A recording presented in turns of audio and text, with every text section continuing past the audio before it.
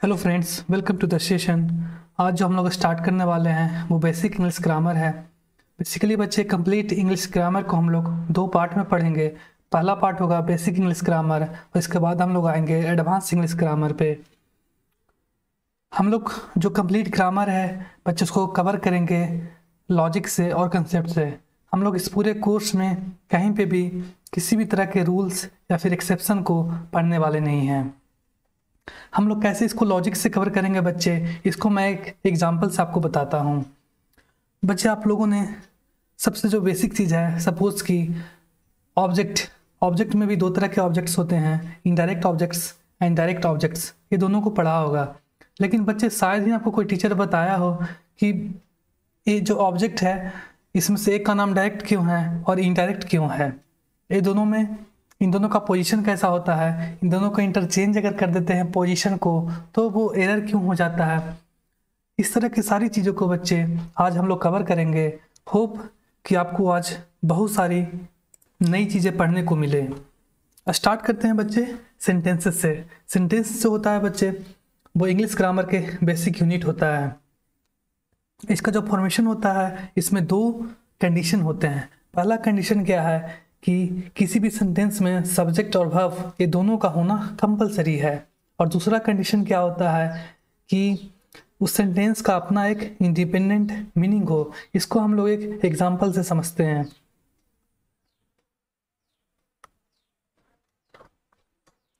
ये पहला सेंटेंस है बच्चे, राम प्लेस फुटबॉल। इसमें राम क्या है, सब्जेक्ट है, प्लेस क्या है, वर्ब है, फुटबॉल क्या है, ऑब्जेक्ट है।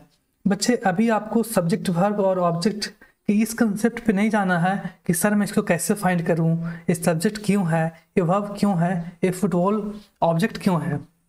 बच्चे, होता ये है कि एक क्लास में हम लोग क्या करेंगे, सारी चीज़ों को तो देख नहीं सकते हैं, तो हम लोग क्या करेंगे, स्टेप बाय स्टेप चीज़ों को आगे बढ़ाएंगे। मीन्स हम लोग क्लास बाय क्लास सारी चीज़ों को समझते चले जाएंगे। अभी मैं सेंटेंस को आपके सामने इंट्रोड्यूस कर रहा हूँ, इसलिए अभी हमें कंसेप्ट और इसके टेक्निकल पार्ट पे नहीं जाना है। सिंपली बस अभी सुनना है, और ये सुनना है कि सेंटेंस कैसे होते हैं, इनके कितने प्रकार होते हैं, इन तीनों में इन सारी चीज़ों में अंतर क्या होता है। सो बच्चे, सेंटेंस के लिए मैंने आपको दो चीज़ें बताई, सब्जेक्ट और वर्ब का होना और उसका मीनिंग होना। जैसे इन सभी सेंटेंस में बच्चे आप देख पा रहे हो कि सब्जेक्ट है, जैसे Ram place football, Ram subject है, ये वर्ब है। यहाँ पे ही सब्जेक्ट है, इज वर्ब है, सी सब्जेक्ट है, इज वर्ब है। सो सब्जेक्ट वर्ब तो है, लेकिन क्या इंडिपेंडेंट मीनिंग भी है, तो हम लोग देखते हैं। Ram place football, Ram football खेलता है, बिल्कुल एक कंप्लीट इंडिपेंडेंट मीनिंग है। ही इज ए टीचर, वह एक टीचर है, ये भी एक कंप्लीट मीनिंग दे रहा है, परफेक्ट मीनिंग दे रहा है। इसलिए कह सकते हैं बच्चे कि जो सारी चीज़ें लिखी हुई है वो क्या है, एक मीन्स सेंटेंसेस है। ये सारी चीज़ें क्या है, सेंटेंसेस है। लेकिन इन सभी में डिफरेंस है, हम लोग इस डिफरेंस को देखते हैं। सेंटेंस जो होते हैं वो दो तरीके के होते हैं बच्चे। एक पहला जो होता है वो एक्शन को शो करता है, और दूसरा कि जिसका एक्शन से कोई मतलब नहीं होता है, उसको हम लोग नॉन एक्शन सेंटेंसेस बोलते हैं। नॉन एक्शन को पहले देखते हैं बच्चे। ही इज़ ए टीचर, यहाँ पे क्या कोई काम हो रहा है, वह एक टीचर है, लेकिन कोई काम यहाँ पे नहीं हो रहा है। वो सिंपली ये बता रहा है बच्चे कि ही का प्रोफेशन क्या है, टीचर है। सी इज़ ब्यूटीफुल, इसमें भी कोई काम हो रहा है क्या, कोई काम किया इसने, कोई काम नहीं किया, या फिर किसी काम के होने या फिर उसके स्टेटस के बारे में हमें कोई भी जानकारी नहीं मिलती है। केवल हमें इतना पता चल रहा है कि सी के क्वालिटी के बारे में बताया जा रहा है कि सी कैसी है, तो वो ब्यूटीफुल है। एम आई राइट बच्चे? सो ये था हमारा नॉन एक्शन रिलेटेड सेंटेंसेस। बच्चे, इस चीज़ को हम लोग बहुत ही डिटेल से आगे देखेंगे कॉम्प्लीमेंट चैप्टर में। लेकिन सबसे पहले हम लोग इसको पढ़ने जा रहे हैं बच्चे, एक्टिव सेंटेंसेस को, जो कि एक्शन से रिलेटेड होते हैं। एक्टिव सेंटेंसेस में क्या होता है कि सब्जेक्ट जो है वो एक्शन करता है। जैसे राम प्लेस फुटबॉल, राम क्या है यहाँ पे, सब्जेक्ट है, और वो फुटबॉल खेलता है। मीन्स राम जो सब्जेक्ट है वही एक्शन कर रहा है। He has done this work. So he क्या है, सब्जेक्ट है अगेन, और उसने काम किया है, मीन्स एक्शन किसने किया है, सब्जेक्ट ने। तो एक्टिव सेंटेंसेस जो कि एक्शन को करते हैं बच्चे, उनमें हमें ये चीज़ देखना है कि सब्जेक्ट जो है वो एक्शन करता है। दूसरा जो एक्शन से रिलेटेड सेंटेंसेस है वो है पैसिव सेंटेंसेस। पैसिव सेंटेंस में क्या होता है बच्चे कि सब्जेक्ट जो है वो एक्शन नहीं करते हैं, यानी कि सब्जेक्ट के ऊपर एक्शन होता है।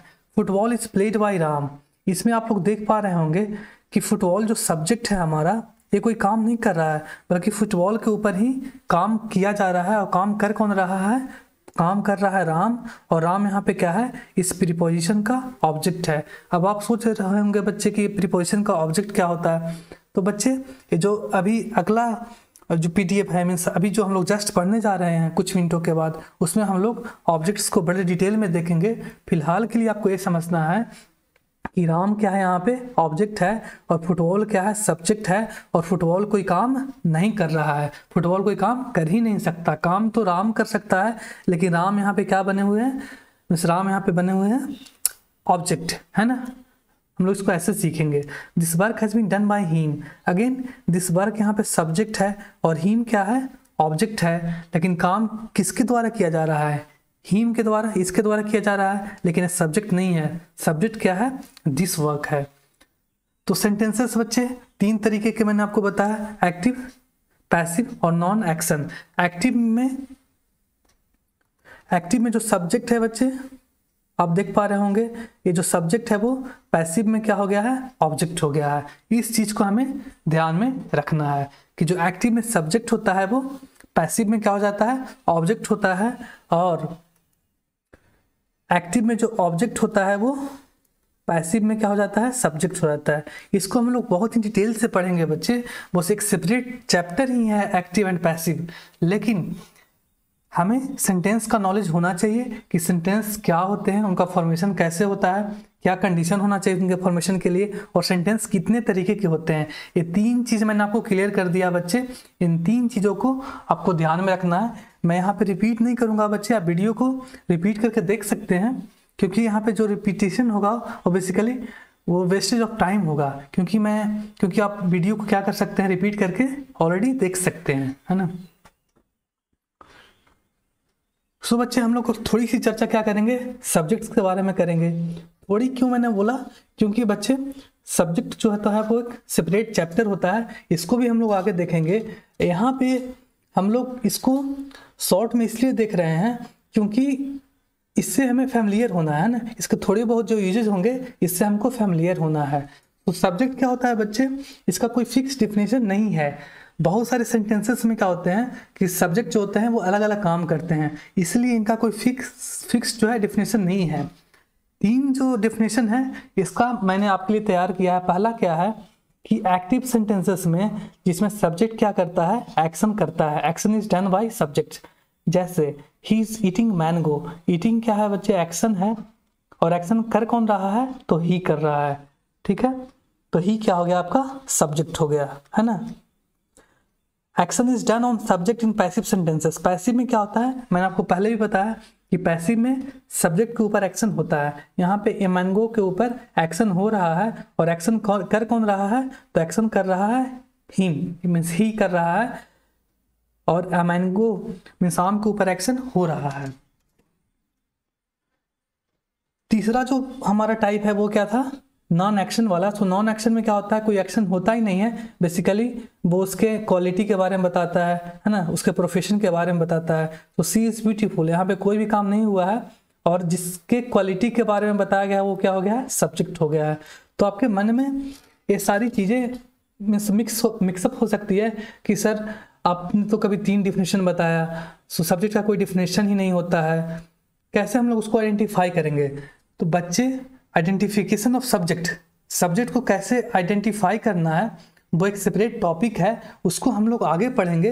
लेकिन पहले जो हम लोग पढ़ने जा रहे हैं वो ऑब्जेक्ट्स पढ़ने जा रहे हैं। पहले ऑब्जेक्ट्स इसलिए पढ़ने जा रहे हैं क्योंकि ऑब्जेक्ट्स पढ़ने के बाद सब्जेक्ट को आइडेंटिफाई करना क्या हो जाएगा? आसान हो जाएगा। इसीलिए हम लोग पहले ऑब्जेक्ट्स को पढ़ेंगे। लेकिन एक जो डेफिनेशन है मैंने आपके लिए तैयार किया है कि अगर कोई पूछे एक लाइन में कि सब्जेक्ट क्या होता है, तो जिसके लिए सेंटेंस में वर्ब आता है वो क्या हो जाता है? सब्जेक्ट हो जाता है। मैंने आपको बताया था कि सेंटेंस में सब्जेक्ट और वर्ब का होना क्या होता है? कंपलसरी होता है। एग्जाम्पल के लिए बच्चे, he is eating mango. Is यहाँ पे क्या है बच्चे? हेल्पिंग वर्ब है, और ईटिंग क्या है, मेन वर्ब है। ये सारी कंसेप्ट जो है हम लोग बड़े डिटेल से वर्ब के चैप्टर में पढ़ेंगे। ही इज ईटिंग मैंगो, ये ऑब्जेक्ट है, अभी के लिए आपको ये ध्यान में रखना है, और ये सब्जेक्ट है। सो जो हेल्पिंग वर्ब है बच्चे या फिर मेन वर्ब है, ये किसके लिए आ रहा है, दोनों का दोनों। वर्ब हमेशा सब्जेक्ट के लिए आते हैं। सो अगर आपको एक लाइन में डिफिनेशन बताना हो तो जिसके लिए वर्ब जिस चीज के लिए आते हैं वो क्या हो जाता है, सब्जेक्ट हो जाता है, राइट। अब हम लोग आते हैं बच्चे ऑब्जेक्ट्स के बारे में। हम लोग इसको डिटेल्स में पढ़ने वाले हैं। आपके बहुत सारे क्वेरीज एंड क्वेश्चन और बहुत सारे कंसेप्ट्स जिसको आप लोगों ने कभी नहीं सुना होगा, वो आज आप लोग उसको देखेंगे पहले ही क्लास में, ठीक है। तो जो ऑब्जेक्ट्स होते हैं बच्चे, सबसे पहले दो तरीके के होते हैं, पहला वर्बियल ऑब्जेक्ट्स और दूसरा प्रीपोजिशनल ऑब्जेक्ट्स। ये हमारा कंसर्न आज का नहीं है, इसको हम लोग नेक्स्ट क्लास में पढ़ेंगे। आज जो हम लोग पढ़ने जा रहे हैं वो वर्बियल ऑब्जेक्ट्स को पढ़ने जा रहे हैं। और कैसे सेंटेंस में पढ़ने जा रहे हैं, तो एक्टिव सेंटेंस में पढ़ने जा रहे हैं बच्चे, ना ही पैसिव में अभी देख रहे हैं हम लोग ऑब्जेक्ट्स को, और ना ही मीन्स क्या बोल सकते हैं उसको, जो नॉन एक्शन रिलेटेड सेंटेंस था, तीसरे वाला जो सेंटेंस था, उसमें हम लोग अभी नहीं पढ़ रहे हैं। अभी जो हम लोग पढ़ रहे हैं वो एक्टिव में पढ़ रहे हैं, objects concept in active sentences, right. हम लोग इस चीज को अभी पढ़ने जा रहे हैं। सो बच्चे मैंने आपको अभी बताया था कि एक्टिव सेंटेंस में सब्जेक्ट क्या होता है, वो काम करने वाला होता है, मीन्स एक्शन का क्या होता है, डूअर होता है, राइट। अगर काम हो रहा है, काम का करने वाला भी कोई है, तो डेफिनेटली बच्चे कोई ऐसा चीज होगा जो काम को क्या करेगा, रिसीव करेगा, मतलब जिसके ऊपर काम किया जाएगा। जैसे बच्चे he broke the door, broke क्या है, भाव है यहाँ पे जो कि एक्शन शो कर रहा है, तोड़ने का एक्शन शो कर रहा है, और ही क्या है आपका डूअर है, और डूअर ही क्या होता है, एक्टिव में सब्जेक्ट होता है, और ये क्या है आपका सब्जेक्ट है, और द डोर। अब हम लोग इसको कैसे समझेंगे बच्चे कि ऑब्जेक्ट जो है वो एक्शन को रिसीव करता है, तो कैसे करता है। सबसे पहले हमें ये ध्यान में रखना है कि ऑब्जेक्ट्स के ऊपर जो एक्शन है वो आकर के क्या हो जाता है, खत्म हो जाता है। कैसे देखते हैं, सपोज बच्चे कि आप दरवाजे को तोड़ रहे हैं, पैर से मार मार के दरवाजे को आप क्या कर रहे हैं, तोड़ रहे हैं। तो पैर से जो मारना हो गया वो तो आपका एक्शन हो गया, वो आपका एक्शन हो गया ना। तो सपोज अगर आप पैर को दरवाजे के पास लाएंगे नहीं, दरवाजे से टच अगर नहीं करेंगे, तो क्या दरवाजा कभी टूटेगा, बिल्कुल नहीं टूटेगा दरवाजा। आप पैर मारते रह जाइएगा, दरवाजा टूटने वाला नहीं है। सो जो पैर मारने का जो एक्शन है बच्चे, वो दरवाजे के पास आता है और दरवाजा टूट जाता है, और एक्शन क्या हो जाता है हमारा, कंप्लीट हो जाता है। मीन्स ब्रोक, जो पैर मारने का एक्शन था वो कहाँ तक आया बच्चे, दूर के पास आया, और दरवाजा टूट गया, और एक्शन क्या हो गया हमारा, कंप्लीट हो गया। मीन्स दरवाजा ही क्या किया, एक्शन को रिसीव कर लिया, है ना। तो दरवाजे के पास एक्शन आकर के क्या हो गया, खत्म हो गया। इसलिए हम लोग इसको ऑब्जेक्ट, दूर को क्या बोलेंगे, इस भाव का क्या बोलेंगे हम लोग, ऑब्जेक्ट्स बोलेंगे। दूसरे क्वेश्चन में आते हैं बच्चे, ही बॉट अ पेन, खरीदने का काम किस पे किया आपने, पेन पे किया। कैसे किया मैं आपको बताता हूँ। आप दुकानदार के पास जाते हैं, आप पैसे लेकर के जाते हैं, आप उसको दुकानदार को पैसे देते हैं, और वो पैसे लेकर के पेन आपके पास दे दिया। पेन जैसे ही आपके हाथ में आता है, वो खरीदने का जो एक्शन क्या हो गया, कंप्लीट हो गया। सो जो बच्चे खरीदने का एक्शन था, जो आप पेन उसको पैसे दिए, कब कंप्लीट हुआ, कहाँ पे जाके कंप्लीट हुआ, तो आप बोलेंगे कि पेन मेरे हाथ में आ गया, जैसे ही वो पेन हमको दे दिया। मीन्स पेन क्या है बच्चे, वो एक्शन का क्या हो गया, रिसीवर हो गया, क्योंकि एक्शन वहीं पे आके क्या हो गया, खत्म हो गया, राइट। सो पेन आपका एक्शन, रिसीवर ऑफ एक्शन है, तो ये क्या हो जाएगा आपका, सॉरी बच्चे, पेन क्या हो गया आपका, ऑब्जेक्ट हो गया, है ना, क्योंकि ये रिसीवर ऑफ एक्शन है। सिमिलरली बच्चे, he is eating a mango, so खाने का जो आप काम कर रहे हैं किसके ऊपर कर रहे हैं, आप बोलिए कि हाँ आम के ऊपर कर रहे हैं, क्योंकि जब आपका हाथ जो है आम को उठाएगा नहीं, उठा करके मुंह में डालेगा ही नहीं, तो क्या आप खाना आम को खा पाइएगा, नहीं खा पाइएगा। सो बेसिकली बच्चे, यहाँ पे भी जो एक्शन है वो किसके ऊपर हो रहा है, आम के ऊपर हो रहा है। Means receiver of the action क्या है, मैंगो है। जैसे ही आप मैंगो को खा के खत्म कर लेते हैं, आपका एक्शन क्या हो जाता है, कंप्लीट हो जाता है, राइट। सो बच्चे, आपके मन में ये चीज आ रहा होगा कि सर एग्जाम हॉल में क्या हम लोग ऐसे आइडेंटिफाई करेंगे कि प्लेइंग है, प्लेइंग का एक्शन कहाँ पे कौन रिसीव कर रहा है, क्रिकेट कर रहा है तो कैसे कर रहा है, क्योंकि जब गेम खेलते हैं हम लोग, क्रिकेट खेलते हैं तो रन बनाते हैं, विकेट लेते हैं, रन बनाने से और विकेट लेने से किसके ऊपर फर्क पड़ता है, तो क्रिकेट का जो गेम है वो चेंज हो जाता है ना। आप अगर 1 विकेट लेते हैं, 2 विकेट लेते हैं, 10 विकेट ले लेते हैं तो आप जीत जाते हैं। तो सिमिलरली बच्चे यहाँ से क्या पता चल रहा है कि जो खेलने का एक्शन है, जब आप खेल रहे हैं तो क्रिकेट क्या हो रहा है, गेम वो चेंज हो रहा है, मीन्स जो एक्शन है वो कहाँ पे जा रहा है, क्रिकेट के ऊपर जा रहा है। तो बच्चे आपके मन में ये चीज़ ख्याल आना चाहिए कि सर एग्जाम हॉल में हम इसको क्या ऐसे ही आइडेंटिफाई करेंगे, वहाँ तो टाइम का फैक्टर होता है, और आप अगर यही चीज़ सोचने में टाइम लगा देंगे कि एक्शन कहाँ पे जा रहा है, कौन रिसीव कर रहा है, तब तो एग्जाम आपका निकल गया। तो बच्चे ये जो था आपका लॉजिक था, ये जो लॉजिक होता है वो एप्लीकेशन पार्ट नहीं होता है। एप्लीकेशन पार्ट अभी आएगा कि हम लोग कैसे इसको ईजिली मीन्स देख करके आइडेंटिफाई कर सकते हैं। मैं भी आपको सिखाता हूँ इसको ऑब्जेक्ट्स को इजी वे में आइडेंटिफाई करना।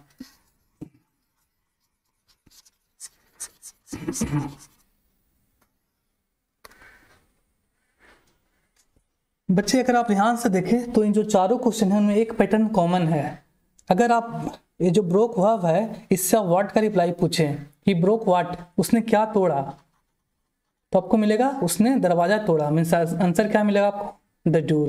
यहाँ पे भी आप देखें बच्चे कि ही बॉट व्हाट, उसने क्या खरीदा, तो अ पेन, ये आपको आंसर मिला।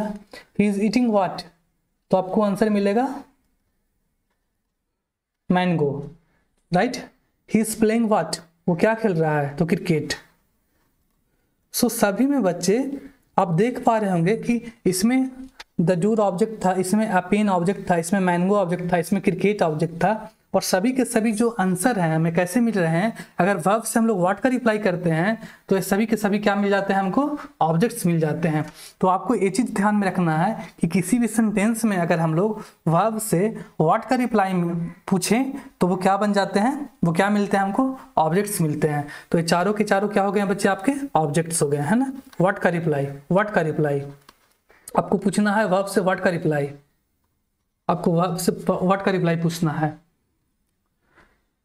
तो आपके मन में ये भी चलना चाहिए कि सर क्या व्हाट का रिप्लाई मीन्स कोई चीज, व्हाट मीन्स क्या, कोई चीज होता है ना, व्हाट का रिप्लाई कोई चीज, तो क्या सर हमेशा जो एक्शन को रिसीव करने वाला कोई चीज ही होगा, तो मैं बोलूंगा कि नहीं बच्चे, ऐसा नहीं है। एक्शन को रिसीव करने वाला आदमी भी हो सकता है ना। व्हाट का नहीं, हुम का रिप्लाई भी हो सकता है ना। आदमी का अगर रिप्लाई पूछना है तो हम लोग क्या करेंगे, टू हुम से पूछेंगे। कैसे पूछेंगे अभी देखते हैं। The teacher scolded the student, the teacher scolded हुम से रिप्लाई या फिर टू हुम से रिप्लाई जो होता है बच्चे वो क्या होता है, ऑब्जेक्ट होता है। द टीचर स्कोल्डेड हुम, द स्टूडेंट्स। अब आप ये सोच पा रहे होंगे बच्चे कि वहां पे तो चलो ठीक है, ऑब्जेक्ट ने एक्शन को रिसीव कर लिया, यहाँ पे एक्शन को रिसीव करने वाला स्टूडेंट्स कैसे हुआ। तो मैं आपको बताता हूं कि सपोज आप इसको इस एग्जांपल से समझे। The teacher was beating the student, the teacher was beating हुम, स्टूडेंट्स। आंसर क्या मिला, टीचर किसको पीट रहा था, किसको पीट रहा था, तो स्टूडेंट्स को पीट रहा था। सपोज बच्चे की जो टीचर थे उसके हाथ में छड़ी था, उनके हाथ में क्या था, छड़ी था, और वो छड़ी से बच्चे को पीट रहे थे। तो अगर बच्चे छड़ी से पीटने का जो एक्शन है, अगर छड़ी जो है बच्चे वो स्टूडेंट पर टच नहीं करेगा तो क्या वो स्टूडेंट को पीट सकते हैं, नहीं पीट सकते हैं। तो इसीलिए बच्चे यहाँ पे भी छड़ी को मीन्स छड़ी के साथ में जो एक्शन है वो कहाँ तक टच कर रहा है, मीन्स कहाँ पे जा रहा है, स्टूडेंट्स के पास जा रहा है। इसलिए स्टूडेंट्स क्या हुआ बच्चे, वो एक्शन को रिसीव कर लिया, इसलिए स्टूडेंट्स यहाँ पे क्या हो गया, ऑब्जेक्ट्स हो गया। सिमिलरली यहाँ पे भी स्कोल्डेड हूम, यहाँ पे भी स्टूडेंट क्या हो गया, ऑब्जेक्ट हो गया। तो आपको दो चीज़ें मिली कि एक तो व्हाट का रिप्लाई वर्ब से और दूसरा हुम का रिप्लाई या फिर टू हुम का रिप्लाई क्या मिलता है हमको, ऑब्जेक्ट मिलता है वर्ब से। अवर कैट कॉट व्हाट, किसको पकड़ लिया, मीन्स चूहा को पकड़ लिया, तो ये क्या हो गया आपका, ऑब्जेक्ट हो गया, है ना। बिलव our pets, below whom, sorry below what, our pets, so ये भी क्या हो गया आपका, ऑब्जेक्ट हो गया। तो हम लोग इसी तरह से बड़े बड़े सेंटेंस में भी वर्ब से व्हाट का रिप्लाई करके हम लोग क्या कर सकते हैं, ऑब्जेक्ट को आइडेंटिफाई कर सकते हैं। इसको बच्चे हम लोग काफ़ी डिटेल्स में मीन्स जो बड़े बड़े जो सेंटेंस होते हैं, जैसा कि आप लोगों ने इंग्लिश न्यूज़ पेपर में देखा होगा, वैसे न्यूज़ पेपर में भी हम लोग इसको अप्लाई करके देखेंगे। कैसे देखेंगे, कब देखेंगे बच्चे, जब ये जो पार्ट है वो कंप्लीट हो जाएगा तो हम लोग इसका प्रैक्टिस करेंगे। जैसे ही कोई चैप्टर कंप्लीट होगा हम लोग उसका प्रैक्टिस करेंगे, फिर हम लोग नेक्स्ट चैप्टर पे बढ़ेंगे। तो बेसिकली बच्चे, अगर आज हम लोगों ने व्हाट और हुम का रिप्लाई सीखा है तो हम लोग इसको अप्लाई भी करेंगे प्रैक्टिस सेशन में, ठीक है। आपको इंतज़ार करना होगा, या फिर आप खुद से भी न्यूज़पेपर उठाइए या फिर कोई भी किताब या फिर कोई भी सेंटेंस उठाइए, अब उसको वर्ब से व्हाट या फिर हुम का रिप्लाई पूछ करके देखिए कि क्या मिलता है हमें।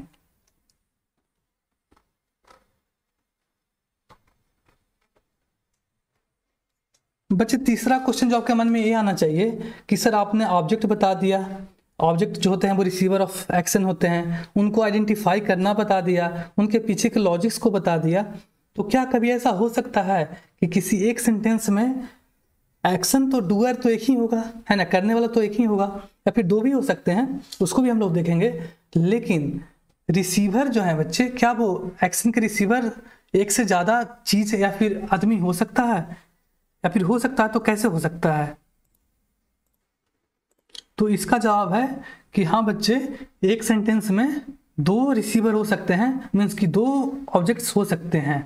अगर किसी सेंटेंस में दो ऑब्जेक्ट हो तो जो एक ऑब्जेक्ट को हम लोग क्या बोलते हैं, डायरेक्ट ऑब्जेक्ट बोलते हैं, और दूसरे जो ऑब्जेक्ट होते हैं उसको हम लोग क्या बोलते हैं, इनडायरेक्ट ऑब्जेक्ट बोलते हैं। इनको डायरेक्ट क्यों बोलते हैं, इनडायरेक्ट क्यों बोलते हैं, अभी हम लोग देखते हैं बच्चे।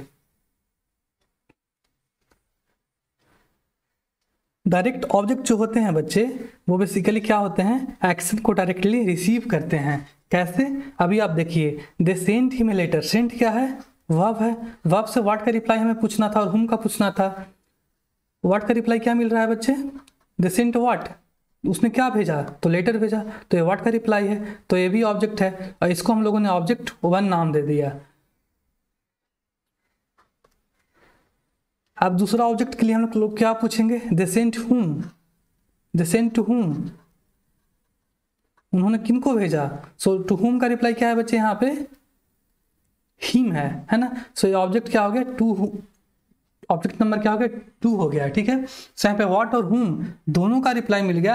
पीछे जो सेंटेंस थे बच्चे, उसमें केवल व्हाट का मिलता था या फिर केवल हुम का मिलता था, मीन्स पीछे वाले जो भी सेंटेंसेस थे उसमें केवल एक ऑब्जेक्ट थे, लेकिन यहाँ पे कितने ऑब्जेक्ट हो गए हैं, 2 ऑब्जेक्ट हो गए हैं। लेकिन सबसे बड़ा सवाल है कि इसमें डायरेक्ट क्या कौन सा होगा और इनडायरेक्ट कौन सा होगा, इसको भी हम लोग देखते हैं। They sent a letter. सबसे पहले बच्चे, अगर आपको लेटर किसी के पास भेजना है तो आप लोग क्या करते हैं, आप लोग लेटर को लिखते हैं या फिर लेटर को उठाते हैं। सपोज कि लेटर लिखा हुआ है पहले से ही, आप लोग क्या कीजिएगा, लेटर को उठाइएगा, फिर पोस्ट ऑफिस जाइएगा। तो सबसे पहले जो भेजने का जो एक्शन है बच्चे, उसमें सबसे पहले आप क्या कर रहे हैं, तो आप बोलेंगे सर सबसे पहले तो हम लेटर को उठा रहे हैं। मीन्स सबसे पहले जो आपका एक्शन था बच्चे भेजने का, वो सबसे पहले एक्शन डायरेक्टली किसके पास गया, तो आप बोलेंगे कि सर जो एक्शन है वो डायरेक्टली भेजने का, वो किसके पास गया, लेटर के पास चला गया। सो एक्शन जो है वो सीधे भेजने का कहाँ चला गया, लेटर के पास चला गया। तो लेटर हमारा कौन सा ऑब्जेक्ट हो गया बच्चे, तो लेटर जो है हमारा डायरेक्ट ऑब्जेक्ट हो गया।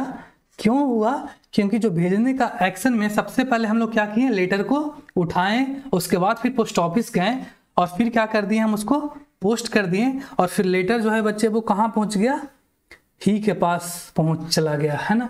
सो लेटर को फाइनली रिसीव कौन किया, ही किया। लेकिन सबसे पहले जो भेजने का एक्शन था वो कौन रिसीव किया, लेटर किया। डायरेक्टली एक्शन जो था, सीधे सबसे पहले आप लेटर के पास आए डायरेक्ट वे में, डायरेक्टली, इसलिए जो लेटर हो गया वो डायरेक्ट ऑब्जेक्ट हो गया। लेकिन इनडायरेक्ट वे में जो आपका एक्शन है वो लेटर से होते हुए कहाँ पे आया, ही के पास आया। सो ये फाइनली रिसीवर है, ये पहला रिसीवर है, डायरेक्ट रिसीवर है, और ये इनडायरेक्ट रिसीवर है। इसलिए हम लोग इसको क्या बोलेंगे बच्चे, इनडायरेक्ट ऑब्जेक्ट बोलेंगे, और इसको क्या बोलेंगे हम लोग, डायरेक्ट ऑब्जेक्ट बोलेंगे, लेटर को। सो व्हाट का रिप्लाई क्या होता है बच्चे, लेटर किसका रिप्लाई था, व्हाट का। सो व्हाट का रिप्लाई क्या होगा, डायरेक्ट ऑब्जेक्ट, और हुम का रिप्लाई क्या होगा, टू हुम का रिप्लाई क्या होगा, इनडायरेक्ट ऑब्जेक्ट होगा। अब आपके मन में ये भी ख्याल आना चाहिए कि सर यहाँ पे तो आपने डायरेक्ट और इनडायरेक्ट दोनों को बता दिया, लेकिन अगर सेंटेंस में एक ही ऑब्जेक्ट थे जैसे कि he is playing cricket, he is playing what, यहाँ पे केवल व्हाट का रिप्लाई ही हमें मिलता है। सो यहाँ पे कौन सा ऑब्जेक्ट हो गया? आपके मन में चल रहा होगा कि सर अभी आपने बताया कि व्हाट का रिप्लाई क्या होता है? डायरेक्ट ऑब्जेक्ट होता है।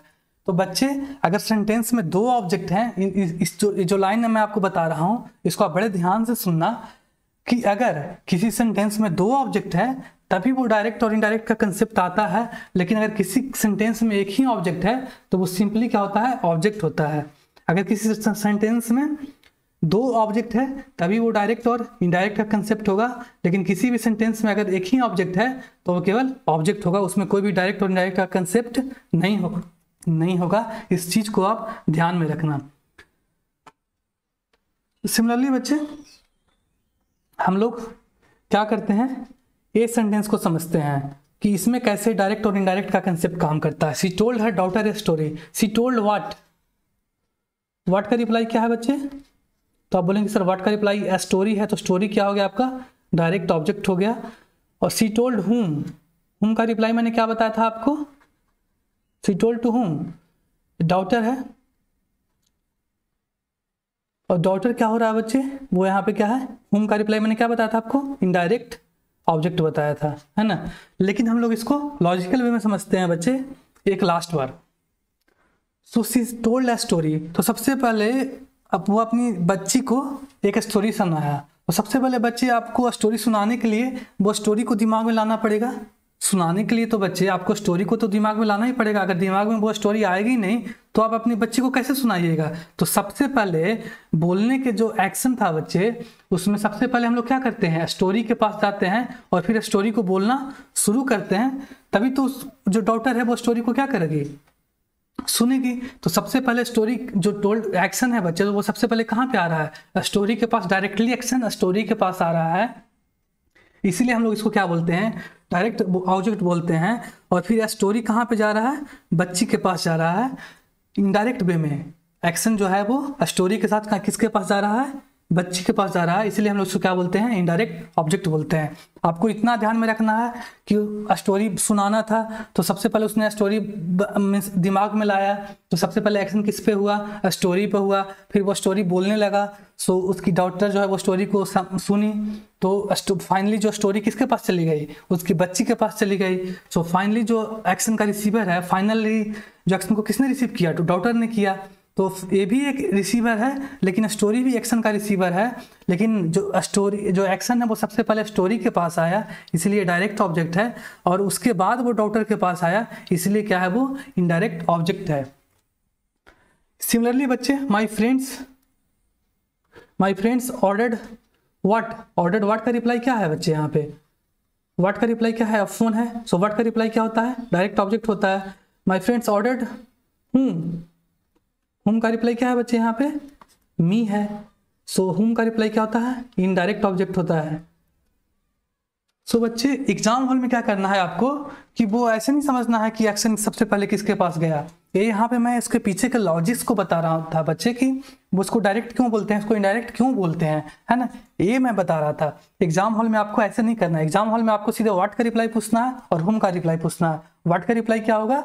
Direct object. और हुम का रिप्लाई क्या होगा? इनडायरेक्ट ऑब्जेक्ट होगा। अगर हम लोग इस सेंटेंस की बात करें बच्चे, she baked me a cake, उसने मुझे केक, मेरे लिए केक बनाया है, फिर मुझे केक बना के दिया है, हम लोग इसको बोल सकते हैं। तो इसको हम लोग कैसे सीखेंगे बच्चे? अगर उसको केक बनाना होगा उसके लिए, मीन्स मेरे लिए, तो शी बेक्ड व्हाट, व्हाट का रिप्लाई क्या है? अ केक है। सो व्हाट का रिप्लाई क्या हो जा रहा है यहाँ पे बच्चे? डायरेक्ट ऑब्जेक्ट हो जा रहा है, मैंने आपको पहले ही बताया। शी बेक्ड फॉर हुम या फिर टू हुम या फिर फॉर हुम, इस तरह के जो होते हैं बच्चे वो क्या हो जाते हैं? वो इनडायरेक्ट ऑब्जेक्ट हो जाते हैं। शी बेक्ड फॉर हुम, सो फॉर हुम का रिप्लाई क्या है बच्चे? यहाँ पे मी है। सो ये क्या हो गया आपका? इनडायरेक्ट ऑब्जेक्ट हो गया, है ना। इसको हम लोग लॉजिकली कैसे समझ सकते हैं कि अगर उसे केक बनाना होगा तो सबसे पहले वो क्या करेगी? केक बना करके देना होगा उसको मेरे लिए, तो वो क्या करेगी? सबसे पहले वो केक बनाएगी। मीन्स एक्शन सबसे पहले कहाँ पे जा रहा है? डायरेक्टली केक के पास जा रहा है। फिर केक कहाँ पे आ रहा है? फाइनली मी के पास आ रहा है। मीन्स एक्शन सबसे पहले केक के ऊपर गया, आपने केक बनाया, केक बनाने के बाद आपने उसको दिया खाने के लिए, मीन्स मी को दिया। सो केक फाइनली मी के पास आ रहा है, लेकिन सबसे पहले किसके पास डायरेक्टली आ रहा है? केक के पास। तो केक क्या हो गया आपका? डायरेक्ट ऑब्जेक्ट हो गया, और मी आपका क्या हो गया? आपका इनडायरेक्ट ऑब्जेक्ट हो गया, है ना। हम लोग इसको ऐसे समझेंगे। सो व्हाट का रिप्लाई डायरेक्ट ऑब्जेक्ट, और टू हुम या फिर फॉर हुम का रिप्लाई क्या होता है? वो इनडायरेक्ट ऑब्जेक्ट होता है। इसको हम लोग ऐसे समझेंगे। बच्चे मैंने जो अभी आपको बताया वो बेसिकली, इसको हम लोग एक बार रिवाइज कर लेते हैं। सबसे पहले हम लोगों ने मैंने आपको सेंटेंस के बारे में बताया कि सेंटेंस के लिए कौन से 2 कंडीशन जरूरी है। तो सब्जेक्ट के साथ वर्ब का होना और उसका कंप्लीट मीनिंग होना। जैसे राम प्लेस फुटबॉल, राम क्या है? सब्जेक्ट है, और प्लेस क्या है? वर्ब है। पहला कंडीशन क्या किया? सेटिस्फाई कर गया। उसके बाद कंप्लीट मीनिंग क्या है इसका? राम प्लेस फुटबॉल, राम के फुटबॉल खेलता है, यस, इसका कंप्लीट मीनिंग है। इसका मतलब ये क्या है? एक सेंटेंस है अपने आप में। फिर हम लोगों ने सब्जेक्ट को शॉर्ट में देखा, क्योंकि सब्जेक्ट का जो डेफिनेशन थे वो कंफ्यूज कर रहे थे। तो इसके लिए मैंने क्या किया, आपके लिए एक डेफिनेशन बना लिया कि जिसके लिए वर्ब आए वो क्या हो जाता है? सब्जेक्ट हो जाता है। तीसरा जो पढ़ा बच्चे हम लोगों ने, ऑब्जेक्ट का कंसेप्ट पढ़ा, उसमें भी डायरेक्ट ऑब्जेक्ट और इनडायरेक्ट ऑब्जेक्ट का कंसेप्ट पढ़ा। वो क्या होते हैं, इसको हम लोग आगे कंटिन्यू रखेंगे बच्चे। आगे क्लास में लोग सीखेंगे कि कैसे डायरेक्ट ऑब्जेक्ट और इनडायरेक्ट ऑब्जेक्ट का पोजीशन होता है सेंटेंस में, कैसे दोनों के पोजीशन को इंटरचेंज करने से वो एरर बन जाता है, कैसे उस एरर को हम लोग ठीक करते हैं। फिर उसके बाद हम लोग क्या पढ़ेंगे बच्चे? उसके बाद जो हम लोग ऑब्जेक्ट फ्रेज और ऑब्जेक्ट क्लॉज, ये दोनों के बारे में पढ़ेंगे। आज के लिए इतना ही बच्चे। होपफुली कि आपको अच्छा लगा होगा, आपको कुछ नई चीज़ें सीखने को मिली होगी। और फ्रेंड्स, अगर आपको कोई डाउट होता है तो मैं आपके लिए क्या कर रहा हूँ कि एक टेलीग्राम चैनल जो है वो बना रहा हूँ। इसमें अगर आप डाउट पूछते हैं तो मैं खुद उसका रिप्लाई करूँगा, चाहे वो डाउट किसी भी चैप्टर का हो, इंग्लिश से रिलेटेड, है ना। और अगर आप कमेंट सेक्शन में भी डाउट पूछना चाहते हैं तो मैं आपको वो डाउट वो क्लियर कर दूंगा। दूसरी चीज़ है बच्चे कि आप सोच पा रहे होंगे कि सर आपके पास क्या काबिलियत है हमें पढ़ाने के लिए। तो बच्चे ऐसा है कि इस चीज़ को मैं इंट्रोडक्शन में नहीं बताना चाह रहा था, क्योंकि टीचिंग में मुझे सब सारी चीज़ें अच्छा नहीं लगता है। सो बच्चे ये है कि मैं अभी तक 7 से 8 एग्ज़ाम को क्वालिफाई किया हूँ। बेसिकली बच्चे जो एग्ज़ाम्स थे वो आपके कम्पिटिटिव लेवल पे एसएससी और बैंकिंग दोनों से रिलेटेड एग्ज़ाम है। आरबीआई ग्रेड बी का मीन्स मैं इंटरव्यू भी दिया हूँ, लेकिन फाइनल सेक्शन नहीं हो पाई थी। एसबीआई पीओ को मैं रिजाइन कर चुका हूँ बच्चे, एक्साइज इंस्पेक्टर को रिजाइन कर चुका हूँ। और टीचिंग जो है बच्चे वो मैं स्कूलिंग से ही करता आ रहा हूँ, तो मुझे टीचिंग करना अच्छा लगता है, जो कि ये मेरा चॉइस है, ना कि मेरा कंपल्सन है। सो बच्चे ये चीज़ें भी आपको क्लियर करनी थी। So thank you friends for watching my video. हम लोग आगे मिलते हैं, मीन्स कल मिलते हैं नए लेसन के साथ में। आपको फिर नई चीज़ें मिलेगी, और शायद वैसी चीज़ें मिले जो आप लोगों ने कभी नहीं सीखा हो, कभी नहीं देखा हो, ना किसी किताब में, ना किसी टीचर के पास से। Thank you friends.